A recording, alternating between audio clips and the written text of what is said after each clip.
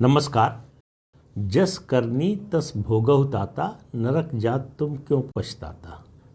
ये कहावतें जो बनती हैं बड़े अनुभव के आधार पर बनती हैं और बड़े लंबे समय के अनुभव के आधार पर इनको बनाया जाता है। ये प्रचलन में आती हैं और बहुत से लोग होते हैं जो कहावतों से या इस तरह की दूसरों की गलती से उनके अनुभव से सीख लेते हैं, कुछ लोग नहीं लेते।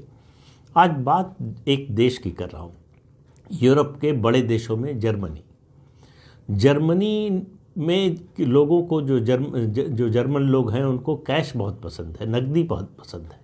यही कारण है कि 8 करोड़ 32 लाख की आबादी वाले देश में 1 लाख एटीएम हैं, बैंक एटीएम।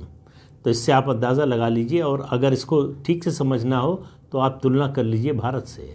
भारत जिसकी 140 करोड़ आबादी है, उस 140 करोड़ की आबादी वाले देश में 2021 तक का आंकड़ा जो उपलब्ध है उसके मुताबिक 2,38,000 एटीएम है सिर्फ। तो इससे आप अंदाज़ा लगा सकते हैं। और भारत में लगातार जो है जिस तरह से डिजिटल ट्रांजैक्शन बढ़ रहा है, एटीएम्स की संख्या आने वाले समय में बढ़ने की बजाय कम ही होने वाली है। लेकिन मैं एटीएम की बात नहीं कर रहा हूँ और कैश इकॉनमी की और इलेक्ट्रॉनिक पेमेंट मोड की, उसकी बात नहीं कर रहा हूँ। जर्मनी ने जो किया वो भुगत रहे हैं। जर्मनी ने दिल खोल कर जो है जिहादियों को शरण दी, शांति दूतों को शरण दी। अब उनको रिटर्न गिफ्ट मिल रही है। रिटर्न गिफ्ट का हाल ये है कि जो मोरक्कन इमिग्रेंट हैं, गैंग है, उनके गैंग बन गए। दरअसल क्या है कि इनको और कोई काम नहीं आता, तो अपराध के अलावा और कोई काम जानते नहीं, और अपराध के जरिए वो अपने मजहब का भी काम करते हैं, मजहब की भी ड्यूटी करते हैं, इसलिए एक ही काम जानते हैं। तो जर्मनी में पिछले एक साल में, यानी 2022 में, कैलेंडर ईयर की बात कर रहा हूँ, 2022 में 500 एटीएम बम से उड़ा दिए गए। 500, जी हाँ, 500 एटीएम बम से उड़ा दिए गए। कई बैंकों की तिजोरी, वॉल्ट जो है, वो इतने शक्तिशाली बम लगाकर उड़ाए गए कि वो तिजोरी जो है 30 मीटर दूर जाकर गिरी। इससे आप अंदाज़ा लगा सकते हैं। जर्मन सरकार की चिंता इस बात से और ज़्यादा बढ़ गई है कि बहुत सारे एटीएम या बैंक की ब्रांचेस रेजिडेंशियल एरिया में हैं, पूरी बिल्डिंग को नुकसान पहुंच रहा है। तो जो जर्मनी की शरणार्थियों वाली पॉलिसी थी, उसका नुकसान पूरे यूरोप को हो रहा है, पूरी दुनिया को हो रहा है।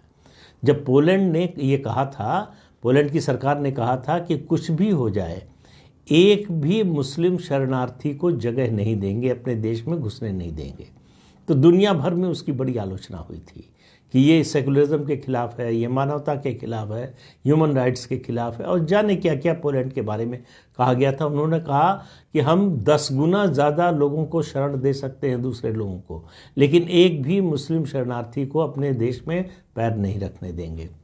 जर्मनी आज उसकी कीमत चुका रहा है, किसकी? सेकुलरिज्म की। ये जो सेकुलरिज्म का भूत यूरोप पर सवार था, पूरे यूरोप को खाने के लिए तैयार है। अब हालत ये हो रही कि दिन पर दिन स्थिति बिगड़ती जा रही है। अगर इनको गिरफ्तार करते हैं, इनके खिलाफ एक्शन लेते हैं, तो ये विक्टिमहुड का कार्ड खेलते हैं और पूरी दुनिया से इनको सहानुभूति मिलती है, और पूरी दुनिया में कहा जाता है कि भाई ये गरीब लोग हैं, बेसहारा लोग हैं, इनके खिलाफ मानवता के आधार पर व्यवहार होना चाहिए। लेकिन सवाल ये है कि इस समस्या का हल क्या है। और मैं 500 2022 में अचानक हो गया, इससे पहले से भी हो रहा। 2021 में